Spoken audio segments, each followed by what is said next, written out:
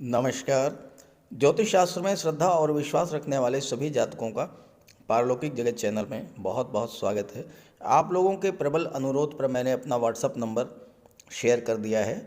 इस नंबर के अलावा कमेंट बॉक्स में किसी भी कॉन्टैक्ट नंबर पर जो किसी व्यक्ति के द्वारा कमेंट करके मोबाइल नंबर दिया जाता है उस पर कांटेक्ट मत कीजिएगा, आपके साथ फ्रॉड हो सकता है। केवल उसी नंबर पर कांटेक्ट कीजिए जो मैं अपने वीडियो के साथ दे रहा हूँ। चलिए अब बात करते हैं वीडियो के बारे में। वर्ष 2022 अपनी समाप्ति की ओर है और वर्ष 2023 आपके जीवन में नई खुशियाँ, नई रोशनी, नया सवेरा लेकर आने वाला है। सबसे पहले आप सभी को आने वाले नव वर्ष की अग्रिम शुभकामनाएं। आप भी ये जानने को बेचैन होंगे कि ग्रह गोचर के अनुसार नया वर्ष आपके जीवन में क्या क्या सुखद परिवर्तन लेकर आने वाला है। देखिए, ये समय बीते समय की घटनाओं, लाभों और हानियों की एनालिसिस करने का है और नए उत्साह के साथ नूतन वर्ष 2023 में प्रवेश करने का है। तो मैं सबसे पहले ये बताऊंगा कि पिछले वर्ष में आपके जीवन में क्या क्या समस्याएं आई थीं और क्यों आई थीं। इसके बाद चर्चा करेंगे वर्ष 2023 में पहले 3 माह जनवरी, फरवरी और मार्च में आपके लिए कब कब बनेंगे धन के योग, कब बनेगा विवाह और संतान प्राप्ति का योग, नौकरी का योग कब बनेगा, प्रॉपर्टी और वाहन खरीदने का योग कब बनेगा और कब कब ग्रह गोचर इस तरह का होगा जब आपको नौकरी या रोजगार का अवसर प्राप्त होगा, कब भाग्य आपका साथ देगा और कौन सा वो समय होगा जब आपको विशेष सावधानी बरतनी होगी। तो वीडियो शुरू करते हैं। सबसे पहले मैं आपको बीते वर्ष 2022 के बारे में बताऊंगा, फिर चर्चा करेंगे 2023 के प्रारंभिक 3 महीनों जनवरी, फरवरी और मार्च में बनने वाले विभिन्न योगों के बारे में। ये विश्लेषण आपकी चंद्र राशि के आधार पर किया जा रहा है और वीडियो के अंत में मैं आपको ग्रहों के उपाय भी बताऊंगा। 2022 में कुछ कालखंड ऐसे थे जिसमें आपको ग्रहों के गोचर के कारण विशेष परेशानी झेलनी पड़ी। देखिए, सबसे पहले बात करते हैं सूर्य के गोचर के बारे में। 16 जुलाई 16 जुलाई से 17 अगस्त इस टाइम पीरियड में सूर्य का गोचर कर्क राशि में था और शनि का गोचर मकर राशि में। शनि और सूर्य दोनों एक दूसरे के आमने सामने। ज्योतिष शास्त्र में शनि और सूर्य को एक दूसरे का शत्रु माना जाता है। शत्रु की दृष्टि पड़ने से सूर्य भी पीड़ित हुए और शनि भी पीड़ित हुए। शनि की दृष्टि पड़ने से जब सूर्य पीड़ित हुए तो चूंकि सूर्य ग्रहों के राजा हैं, जब राजा ही पीड़ित हो तो क्या हुआ होगा।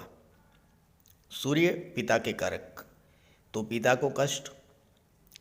सूर्य शासन प्रशासन सरकारी नौकरी के कारक, वहाँ भी स्थितियाँ अनुकूल नहीं रही होंगी। साथ ही साथ अगर आप सरकारी नौकरी के लिए प्रयासरत थे,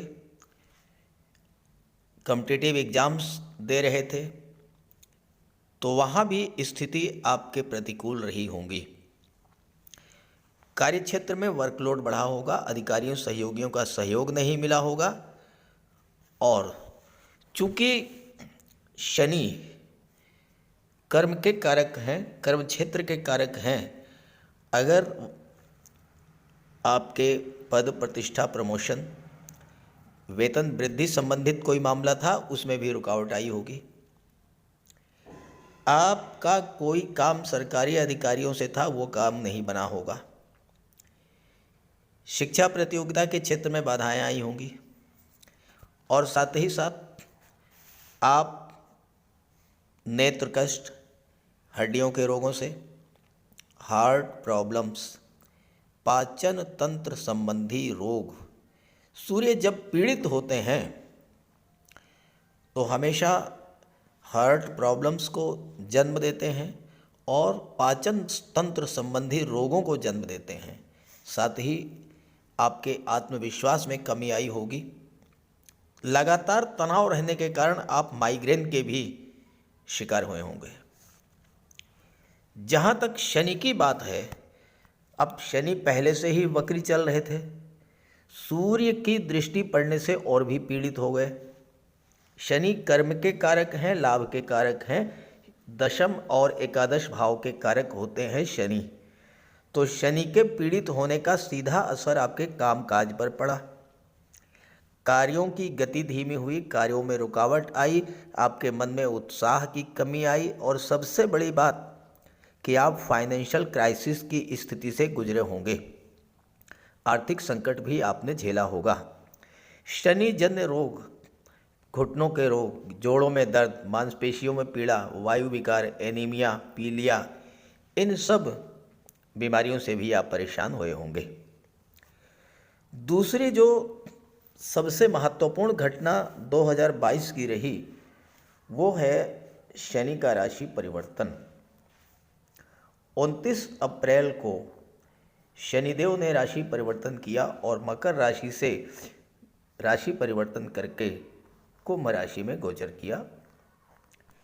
कुंभ राशि में ही शनिदेव वक्री हुए और वक्री अवस्था में ही 12 जुलाई को राशि परिवर्तन करके पुनः मकर राशि में आ गए।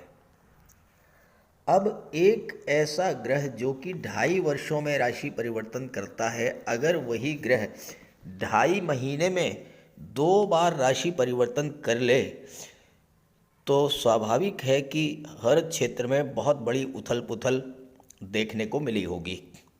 व्यापार व्यवसाय के मामलों में, रियल एस्टेट के मामलों में और साथ ही साथ वो जातक जिनके जीवन में शनि की 7.5 या ढैया गतिमान थी,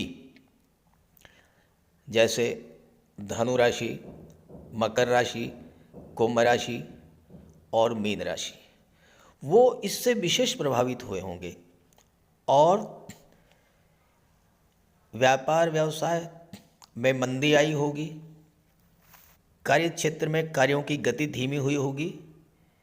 कार्य क्षेत्र में उतार चढ़ाव देखने को तो मिला ही होगा, धन का संकट भी आपके लिए रहा होगा। तीसरा जो कालखंड जिसमें आपको सर्वाधिक कष्ट मिला होगा वो है 27 जून से लेकर के और 10 अगस्त। मंगल का गोचर था मेष राशि में और मेष राशि में ही राहु का भी गोचर था। मंगल और राहु का अंगारक योग बना। अंगारक योग क्या होता है? अंगारक वो योग होता है जो सब कुछ जला करके राख कर देने वाला योग होता है। इस योग के बनने से अचानक से आपके मन में बहुत अधिक क्रोध आया होगा। चूँकि राहु साथ हैं, राहु भ्रम पैदा करते हैं, राहु अविश्वास पैदा करते हैं, राहु अनजाना सा भय पैदा करते हैं। तो और राहु किसी भी चीज़ को बहुत अधिक बढ़ा देते हैं, एक्सट्रीम को शो करते हैं। तो आपका क्रोध जो है इतना अधिक बढ़ गया होगा कि वो आउट ऑफ कंट्रोल हो गया होगा। क्रोध और उग्रता के कारण कोई ऐसी घटना घट गई होगी जिसके कारण आपका काम तो बिगड़ ही गया होगा, कोर्ट कचहरी की नौबत भी आई होगी। अत्यधिक मानसिक तनाव और आर्थिक संकट की स्थिति से गुजरे होंगे। खर्च बेतहाशा बढ़ गया होगा। अस्पताल के चक्कर लगाते लगाते आप परेशान हो गए होंगे। बने बनाए आपके प्लान बिगड़ गए होंगे। मित्रों से, सहयोगियों से, जीवन साथी से, बिजनेस पार्टनर से, पड़ोसियों से बिला वजह के तनाव की स्थितियां पैदा हुई होंगी, जिसके लिए बाद में आपको पछताना भी पड़ा होगा। और माता पिता के स्वास्थ्य में भी कमी देखने को मिली होगी। हो सकता है कि इस गोचर काल में आपको कर्ज भी लेना पड़ा हो। और इसके अलावा 2022 में 2 सूर्य ग्रहण घटित हुए। 30 अप्रैल और 25 अक्टूबर को सूर्य ग्रहण हुआ और साथ ही साथ 16 मई को और 8 नवंबर को 2 बार चंद्र ग्रहण हुआ। जब सूर्य पीड़ित, चंद्रमा पीड़ित, तो स्वाभाविक है कि आपको पीड़ा मिली होगी। अगर ऐसा आपके साथ हुआ हो तो ज़रूर कमेंट कीजिएगा। लेकिन ऐसा सबके साथ नहीं हुआ होगा। लेकिन वो जातक जिनके जीवन में शनि की, मंगल की, राहु की या फिर सूर्य के महादशा या अंतर्दशा गतिमान रही होगी, उनके जीवन में इनमें से कुछ न कुछ घटनाएं अवश्य घटित हुई होंगी। और अगर ऐसा हुआ हो तो ज़रूर कमेंट कीजिएगा। आइए बात करते हैं 2023 के बारे में।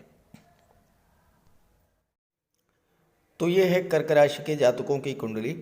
कर्क राशि के स्वामी हैं चंद्रमा, और चंद्रमा के प्रबल मित्र हैं ग्रहों के राजाधिराज भगवान भुवन भास्कर सूर्यदेव। तो कर्क राशि के जातकों पर सूर्य का बहुत बड़ा प्रभाव रहता है, और सूर्य कर्क राशि के जातकों के लिए धन भाव के स्वामी हैं। तो सूर्य जब भी अच्छी स्थिति में होंगे, कर्क राशि के जातकों के लिए धन प्राप्ति का और धन संचय का प्रबल योग बनेगा। पहले बात कर लेते हैं ग्रह स्थितियों की। चूँकि 3 महीनों का ये गोचर है, तो इसलिए मैंने हर ग्रह के नीचे डेट्स लिख दिया है, जिससे आपको ये पता लग सके कि कब कब ग्रह ने राशि परिवर्तन किया है और किस भाव में गोचर किया है। सबसे पहले बात करते हैं सूर्य की। सूर्य का गोचर जनवरी माह में 6ठे भाव में है। 14 जनवरी को सूर्य राशि परिवर्तन करेंगे और सप्तम भाव में आ जाएंगे। इसके बाद सूर्य फिर से राशि परिवर्तन करेंगे 1 माह के बाद। 13 फरवरी को सूर्य अष्टम भाव में आ जाएंगे और 15 मार्च को सूर्य भाग्य भाव में गोचर करेंगे। बुध की बात करें तो बुध धनु राशि में गोचर कर रहे हैं और 7 फरवरी तक धनु राशि में ही गोचर करेंगे। 7 फरवरी को राशि परिवर्तन करके कुंडली के सप्तम भाव में आ जाएंगे और 27 फरवरी को अष्टम भाव में। इसके बाद 16 मार्च को नवम भाव में, भाग्य भाव में आएंगे और यहाँ पर सूर्य के साथ बुधादित्य राजयोग बनेगा। शुक्र की बात करें तो शुक्र जनवरी में सप्तम में गोचर करेंगे और राशि परिवर्तन करेंगे 22 जनवरी को। 22 जनवरी को शुक्र अष्टम भाव में आ जाएंगे और इसके बाद शुक्र फिर से राशि परिवर्तन करेंगे 15 फरवरी को भाग्य भाव में और 12 मार्च को राहु के साथ युति बनेगी। शनि सप्तम में गोचर कर रहे हैं और 17 जनवरी को राशि परिवर्तन करके कुंभ राशि में आ जाएंगे और यहाँ पर विपरीत राजयोग का निर्माण करेंगे। राहु दशम भाव में है, केतु चतुर्थ भाव में है। मंगल का गोचर 13 मार्च तक लाभ के भाव में रहेगा। इसके बाद मंगल विदेश भाव में 12वें भाव में गोचर करेंगे। देवगुरु बृहस्पति भाग्य के भाव में अपनी ही राशि में गोचर कर रहे हैं। ये तो हैं ग्रह स्थितियाँ। अब आइए बात करते हैं विभिन्न योगों के बारे में।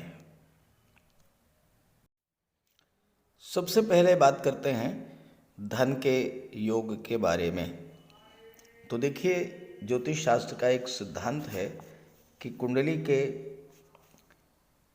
धन भाव, लाभ भाव और त्रिकोण के भाव पंचम और नवम, इसके स्वामियों का जब संबंध बनता है तो उस स्थिति में प्रबल धन योग बनता है। धन भाव के स्वामी हैं सूर्य, लाभ भाव के स्वामी हैं शुक्र, पंचम के हैं मंगल और नवम के हैं गुरु।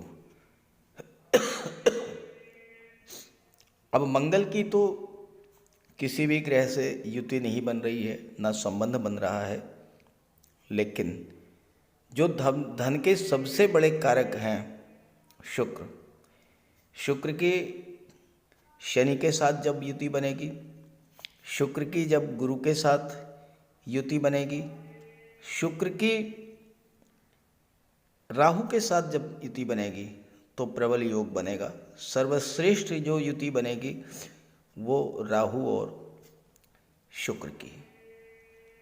सूर्य और गुरु धन भाव और नवम भाव, जब इसका संबंध बनेगा यानी कि सूर्य और गुरु का संबंध बनेगा, उस समय भी धन प्राप्ति का प्रबल योग बनेगा। शुक्र और शनि की बात करें तो 17 जनवरी तक, जनवरी की शुरुआत से ही, नए वर्ष की शुरुआत से ही प्रबल धन योग बन रहा है शुक्र और शनि का सप्तम भाव में, और 17 जनवरी तक धन आपको प्राप्त होगा व्यापार के क्षेत्र से, क्योंकि सप्तम भाव व्यापार का होता है। धन की प्राप्ति आपके विवाह होने के बाद हो सकती है, व्यापार में उन्नति आपके विवाह के बाद हो सकती है, आपकी भाग्योन्नति विवाह के बाद हो सकती है। चूँकि शुक्र और शनि की जो युति है, इस युति के बनने पर धन की प्राप्ति तो होती ही है, विवाह के भी योग बनते हैं। 17 जनवरी तक प्रबल योग बनेंगे। इसके बाद 22 जनवरी को शुक्र अष्टम भाव में गोचर कर जाएंगे और यहाँ पर शुक्र और शनि की युति बनेगी एक बार फिर से 22 जनवरी से लेकर के और 15 फरवरी तक। शुक्र और शनि दोनों ही अष्टम भाव में हैं।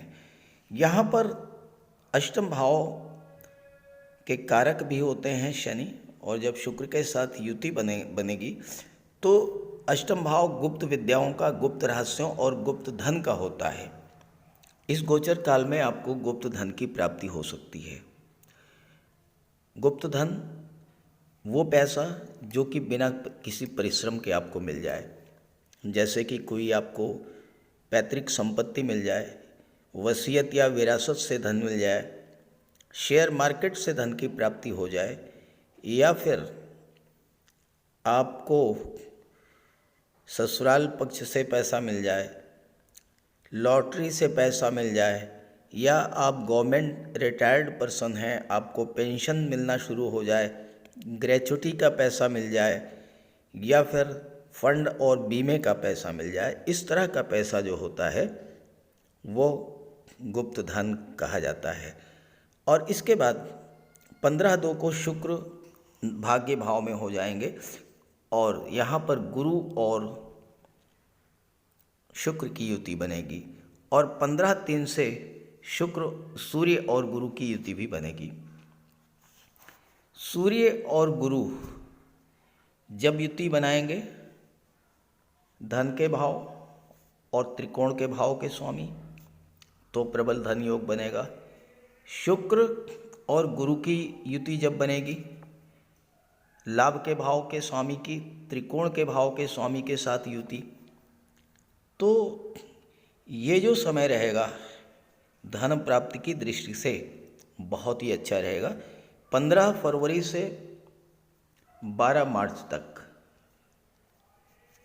शुक्र और गुरु की युति बनेगी, और 15 मार्च से गुरु और सूर्य की युति बनेगी। तो दोनों ही जो युति हैं, दोनों ही जो योग हैं, ये प्रबल धन योग हैं, और धन की प्राप्ति यहाँ पर आपको भाग्य का भी साथ मिलेगा। चूँकि सूर्य भी हैं, बुध भी हैं, शुक्र भी हैं और गुरु भी हैं, तो आपको, अगर आप सूर्य से संबंध रखते हैं, शासन प्रशासन, राजनीति, न्यायिक सेवा या विदेश सेवा से, वहाँ से आपको धन मिलेगा। बुध से संबंध रखते हैं, आप शेयर मार्केट से पैसा मिलेगा, आपको बैंकिंग सेक्टर से, फाइनेंस सेक्टर या एजुकेशन सेक्टर से पैसा मिलेगा। गुरु शिक्षक होते हैं, आपको एजुकेशन सेक्टर से या as a counsellor, legal adviser या फाइनेंशियल एडवाइज़र के रूप में आप कार्य कर रहे हैं, आपको वहाँ से धन की प्राप्ति होगी। और शुक्र कला के कारक होते हैं, तो कला से संबंधित क्षेत्रों से आपको धन की प्राप्ति होगी। और जो सबसे प्रबल धन योग बनेगा वह राहु और शुक्र का बनेगा। 12 मार्च के बाद राहु जब शुक्र के साथ होंगे तो शुक्र के बल को कई गुना बढ़ा देंगे। तो यहाँ पर आपको धन की प्राप्ति तो ही होगी, क्योंकि शुक्र की दृष्टि चतुर्थ भाव पर पड़ रही है और शुक्र चतुर्थ भाव के स्वामी भी हैं। देखिए यहाँ 7 लिखा है, 7 का मतलब तुला राशि, तुला राशि के स्वामी शुक्र। शुक्र 12 मार्च के बाद जब अपनी ही राशि पर दृष्टि डालेंगे तो सप्तम भाव भौतिक सुखों का होता है, और शुक्र क्या है, धन के, वैभव के, ऐश्वर्य के, कंफर्ट के, लग्जरी के कारक हैं। तो इस गोचर काल में जो आपको धन प्राप्त होगा उससे आप घर की सुख सुविधा को बढ़ाने वाले साधन, AC, fridge, LED, washing machine या फिर आप 4 व्हीलर या 2 व्हीलर परचेज कर सकते हैं।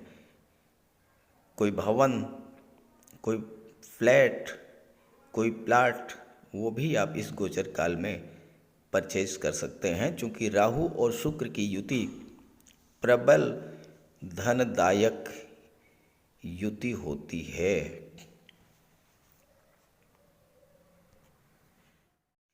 नौकरी के कारक होते हैं सूर्य, जो कि आपके राशि के स्वामी चंद्रमा के मित्र हैं।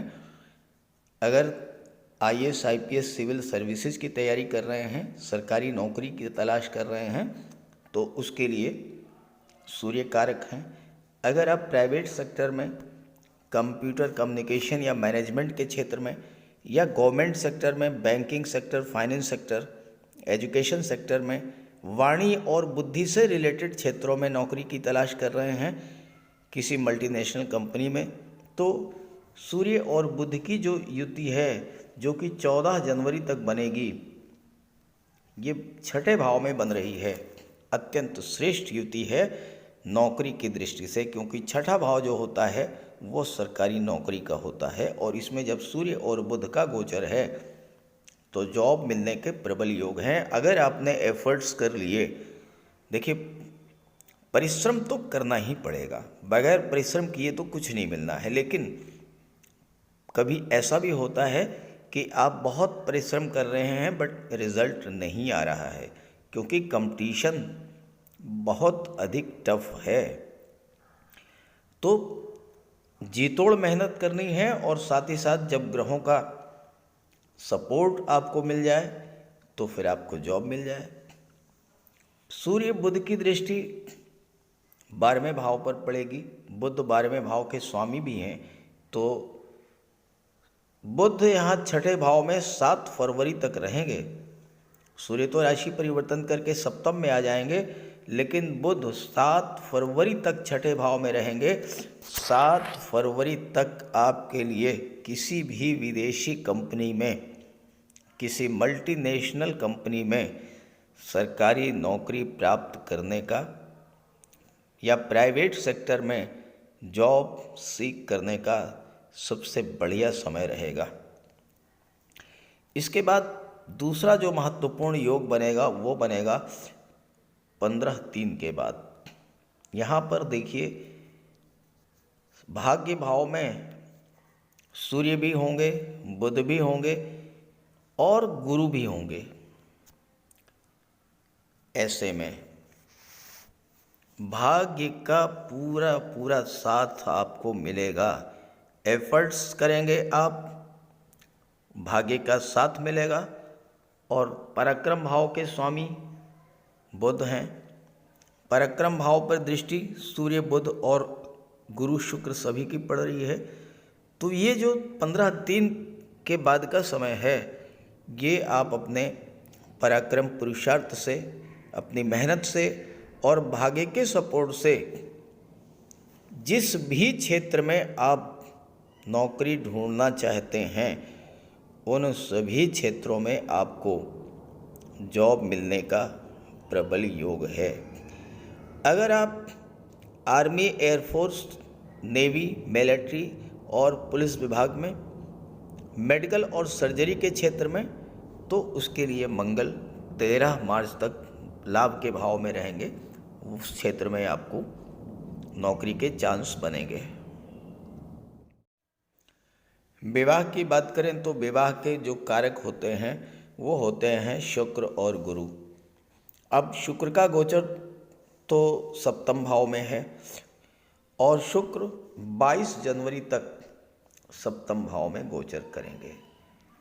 22 जनवरी तक सप्तम भाव क्या होता है? सप्तम भाव विवाह का होता है, सप्तम भाव दाम्पत्य सुखों का होता है, सप्तम भाव पार्टनरशिप में व्यापार का होता है। तो 22 जनवरी तक विवाह के प्रबल योग बनेंगे। और देवगुरु भाग्य के भाव में बैठे हुए हैं, देवगुरु भी विवाह के कारक होते हैं। तो देवगुरु के प्रभाव से तो जनवरी, फरवरी, मार्च तीनों ही महीनों में विवाह के शुभ योग बनेंगे। और इसके बाद दूसरा जो प्रबल योग बनेगा वो 12 मार्च के बाद बनेगा, जब शुक्र चतुर्थ भाव में दशम में आ जाएंगे और शुक्र की दृष्टि सुख भाव पर पड़ेगी।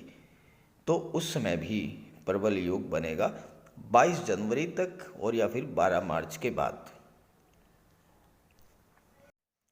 व्यापार की बात करें तो व्यापार के प्रमुख कारक जो हैं वो हैं बुध। वैसे तो शुक्र और शनि भी व्यापार से संबंध रखते हैं, लेकिन सर्वश्रेष्ठ जो कारक हैं, सबसे बड़े कारक हैं, वो हैं बुध। बुध 7 फरवरी तक छठे भाव में रहेंगे। बुध की दृष्टि 12वें भाव पर पड़ेगी और 12वां भाव विदेश का होता है और 12वें भाव के स्वामी भी बुध हैं। तो इस समय 7 फरवरी तक व्यापार जो कि विदेशों से है, एक्सपोर्ट इंपोर्ट का व्यापार या बुध से संबंधित जो भी व्यापार व्यवसाय है विदेशों से, जैसे कि कोई टेक्निकल फील्ड का, कोई सॉफ्टवेयर का व्यापार है, कोई कंप्यूटर का व्यापार है, मोबाइल का कोई व्यापार है, कम्युनिकेशन से जुड़ा हुआ, मीडिया से जुड़ा हुआ कोई कार्य है, इस तरह का जो व्यापार व्यवसाय है उसमें 7 फरवरी तक बहुत अच्छे चांसेस बनेंगे, बहुत अच्छा योग बनेगा। और 7 फरवरी को जब बुध सप्तम में आ जाएंगे तो 7 फरवरी से पार्टनरशिप में व्यापार व्यवसाय का बहुत अच्छा योग बनेगा। ख़ास करके अगर आप शुक्र से संबंधित या शनि से संबंधित कोई व्यापार व्यवसाय करते हैं, कला से क्षेत्र से संबंधित कोई व्यापार व्यवसाय पार्टनरशिप में करते हैं, या फिर आप रियल एस्टेट से जुड़ा कोई कार्य करते हैं, चूँकि आपकी कुंडली में ज़्यादातर समय शनि जो हैं वो अष्टम में रहेंगे और अष्टम भाव जो होता है वो ज़मीन के नीचे के पदार्थों का होता है। तो आप रियल एस्टेट्स का कार्य शुरू कर सकते हैं, प्रॉपर्टी डीलिंग का कार्य कर सकते हैं, कंस्ट्रक्शन का कार्य कर सकते हैं, आर्किटेक्ट या बिल्डर के रूप में काम कर सकते हैं, या फिर बिल्डिंग मटेरियल सप्लायर के रूप में आप व्यापार शुरू कर सकते हैं। साथ ही साथ मेडिसिन्स का है, केमिकल प्रोडक्ट्स का व्यापार है, पेट्रोल या डीजल का है, ट्रांसपोर्ट टूरिज़्म का व्यापार है, व्यवसाय है। इस तरह का कार्य जो है वो आप कर सकते हैं। और इस समय 17 जनवरी के बाद शनि से जुड़े जो व्यापार व्यवसाय हैं उसके लिए समय बहुत अच्छा रहेगा। प्रॉपर्टी और वाहन की बात करें तो पूरा ही महीना आपके लिए पूरा जनवरी से मार्च तक का समय बहुत उपयुक्त है। जब भी आपको धन की प्राप्ति हो उस समय आप खरीद सकते हैं।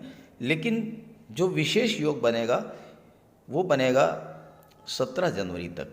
17 जनवरी तक शनि सप्तम में रहेंगे। शनि की दशम दृष्टि पड़ेगी चतुर्थ भाव पर और चतुर्थ भाव प्रॉपर्टी वाहन का विचार किया जाता है। तो इस गोचर काल में आप प्रॉपर्टी और वाहन खरीद सकते हैं। वैसे तो जनवरी, फरवरी, मार्च कभी भी आप परचेज कर सकते हैं। अब प्रश्न ये है कि कौन सा ऐसा समय है जब आपको सावधानी रखनी है और किस तरह की सावधानी रखनी है। तो देखिए, 13 मार्च तक मंगल जो हैं वो लाभ के भाव में हैं और मंगल की दृष्टि पंचम पर पड़ेगी। तो विशेष सावधानी गर्भवती माताओं को रखनी है 13 मार्च तक, चूँकि पंचम भाव संतान का होता है और मंगल जो हैं वो ब्लड और सर्जरी के कारक होते हैं। तो अगर संतान की प्राप्ति होती है तो ज़्यादा संभावना बनती है कि वो ऑपरेशन से हो।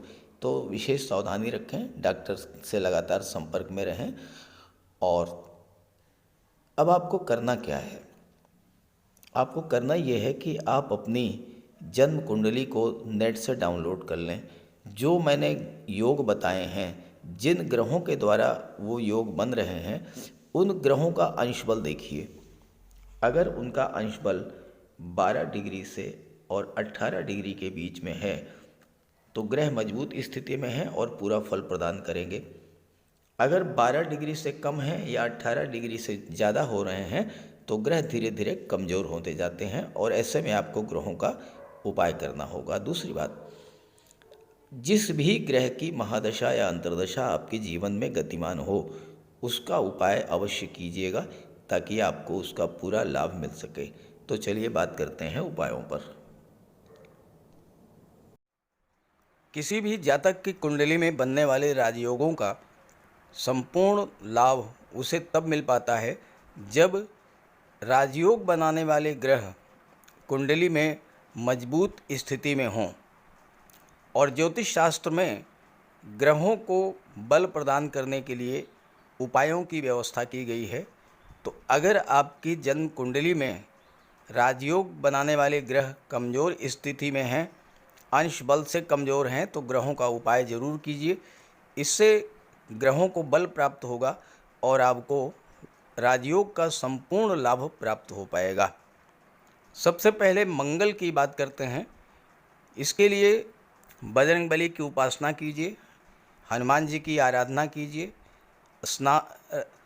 हनुमान चालीसा का पाठ कीजिए, हनुमान जी के मंदिर में जाकर के उनके चरणों में बैठिए और उनके चरणों का सिंदूर अपने मस्तक पर धारण कीजिए।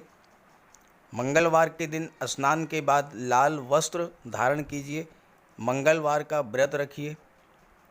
हनुमान जी को सिंदूर में चमेली का तेल मिला करके अर्पित करें। हनुमान जी को चोला चढ़ाएं और मूंगा धारण कर सकते हैं, लेकिन किसी योग्य ज्योतिषी से परामर्श लेकर। और मंगलवार के दिन लाल वस्त्र, गेहूँ, गुड़ और तांबे का दान करने से भी मंगल को बल प्राप्त होता है। जहाँ तक देवगुरु की बात है, देवगुरु बृहस्पति को प्रसन्न करने के लिए गुरुवार का व्रत रखिए। 5 गुरुवार, 11 या 43 गुरुवार का व्रत रखें। घर में केले का एक वृक्ष लगा लें और उसकी सेवा करें।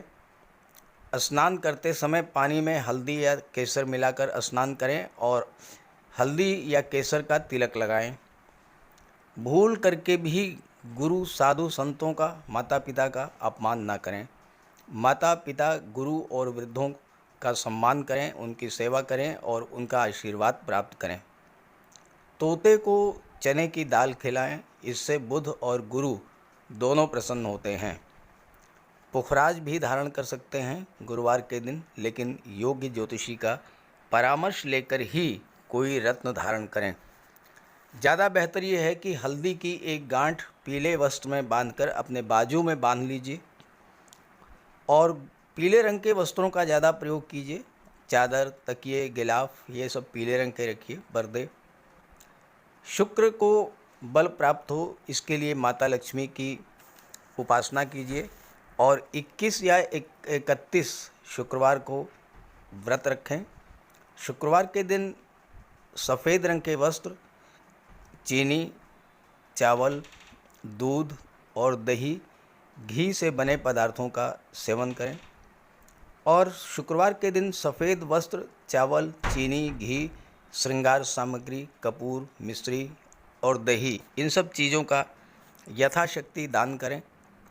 डायमंड धारण कर सकते हैं, लेकिन हीरा धारण करने से पहले योग्य ज्योतिषी का परामर्श ले लें। महिलाओं का सम्मान करें।